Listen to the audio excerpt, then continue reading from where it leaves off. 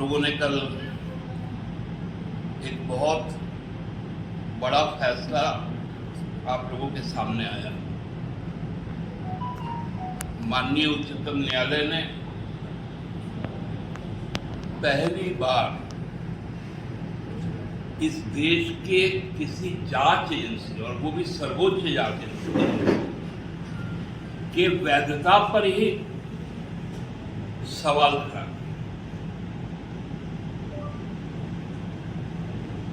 और केंद्र सरकार से पूछा कि ये एक अकेला अधिकारी क्या इस सरकार के लिए अपरिहार्य है।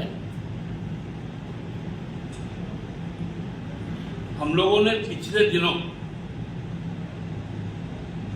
इस बात को बार बार कहा कि भाजपा विरोधी राज्यों में जिस प्रकार से केंद्रीय एजेंसियों को सक्रिय किया गया, चाहे वो ईडी हो, आईटी हो, सीबीआई, डे वन से हमने इस बात को कहा कि ईडी का नामांकन एनफोर्समेंट डायरेक्टरेट नहीं, एंड ऑफ डेमोक्रेसी, और उसी बात का मुहर कल माननीय उच्चतम न्यायालय ने लगाया कि एक अनकॉन्स्टिट्यूशनल वे से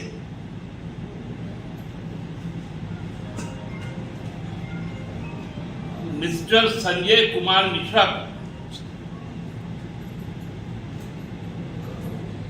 केवल और केवल विपक्ष के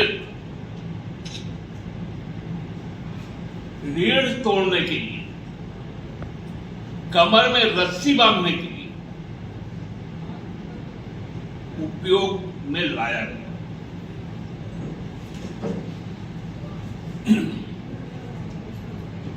ये सभी एक को जानते हैं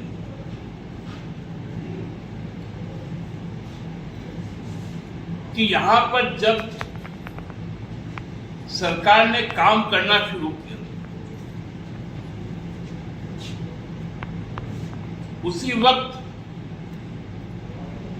जांच एजेंसियों को पेनिट्रेट किया गया, घुसाया गया, ताकि गवर्नेंस डिस्टर्ब हो जाए, ताकि गवर्नेंस डिस्टेबल हो जाए।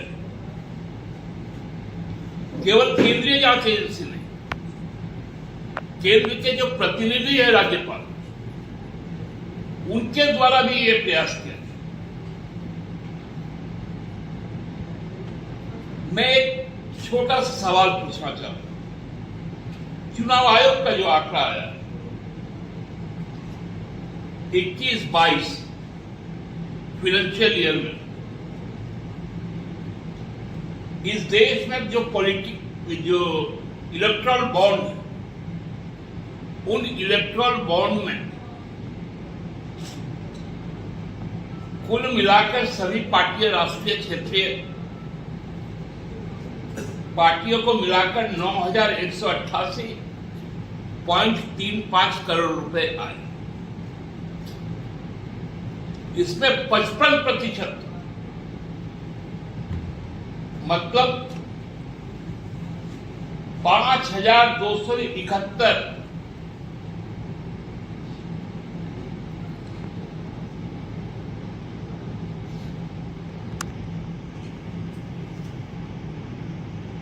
.975 करोड़ रुपए केवल और केवल भारतीय जनता पार्टी।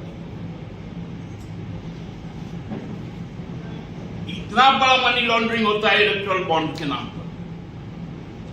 ईडी क्या कर रही थी? जिस दिन ईडी का छापा पड़ा महाराष्ट्र के विधायक के घर पे, दूसरे दिन वो मंत्री बन गए भारतीय जनता पार्टी के सहयोगी के तौर पर।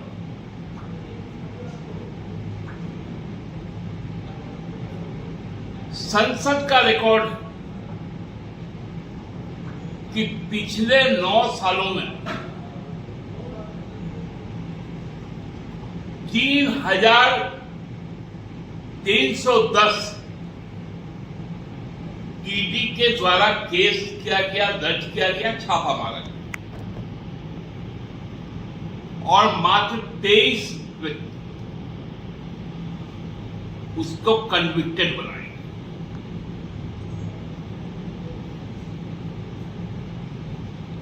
तो किस हिसाब से ईडी चला था?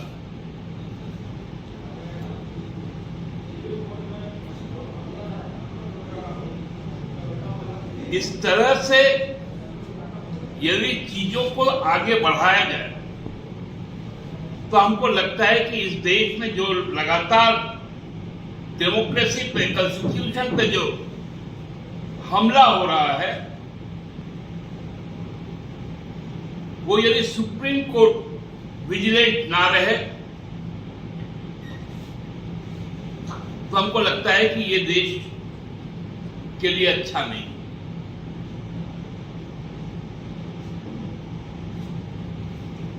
अभी कुछ दिन पहले ही आप लोगों ने देखा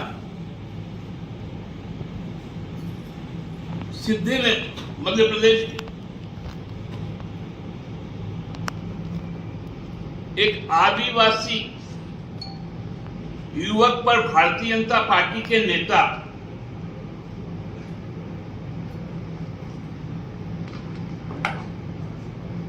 के द्वारा अमानवीय कुकृत्य किए गए। उसके विरोध में जब यहां के आदिवासी संगठन भारतीय जनता पार्टी के खिलाफ अपना आक्रोश व्यक्त कर रही थी, तो जो नवनियुक्त प्रदेश अध्यक्ष, संयोग से वो भी आदिवासी है,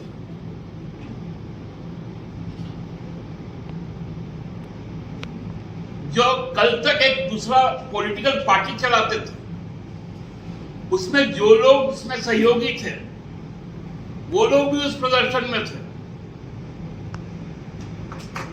उन्होंने कह दिया ये आदिवासी ही नहीं,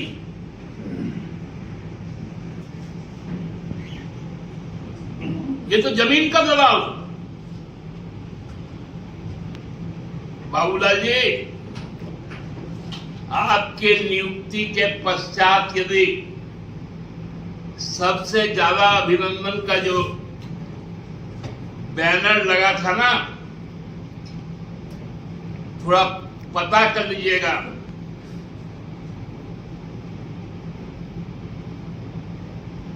वो किस पेशे से जुड़ा हुआ।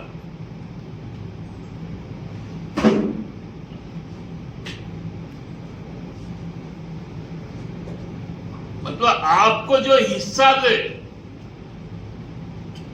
जो आदिवासी जमीन की लूट करे, वो आपका फोटो टांगे,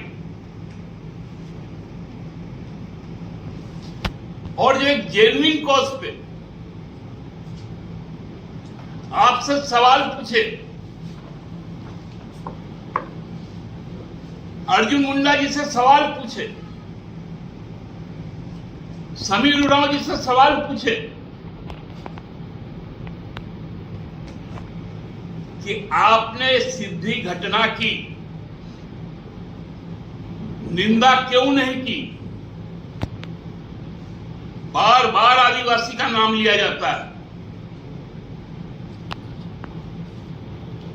आदिवासी सम्मान का बात किया जाता है।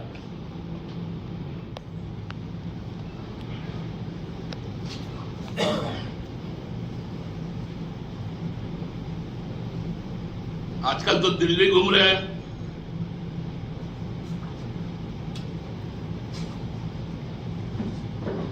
दिल्ली से क्या मंत्र लेके आते हैं, क्योंकि दिल्ली के पहले वो आसाम भी गए थे, वहां पर भी ईडी ने भाजपा का एक नया नेता पैदा किया था, जो भी वहां के मुख्यमंत्री हेमंता विश्व शर्मा। और हमको लगता है कि इनके भी भाजपा में जाने के पीछे कहीं ना कहीं कोई फोन कॉल आया होगा हिनू के दफ्तर से कि भाजपा में जाओ तो बचोगे।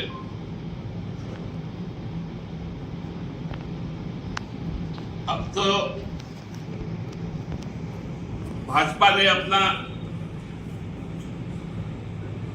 अध्यक्ष बनाया है, कम से कम विधायक दल का नेता तो चुन लेते हैं।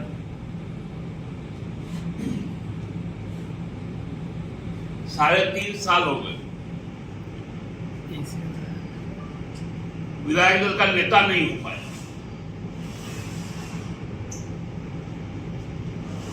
हम तो बार बार कहते रहे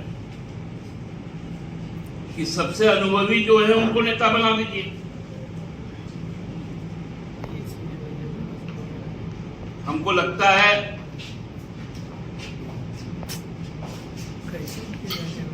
कि भारतीय जनता पार्टी का जो चरित्र है, जो चेहरा है, जो काम करने का जो उनका तरीका है, माननीय उच्चतम न्यायालय ने उसका खुलासा किया है।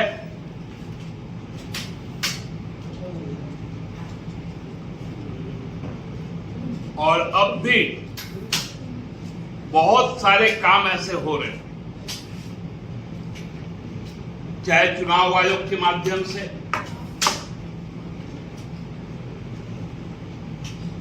चाहे इनकम टैक्स के माध्यम से,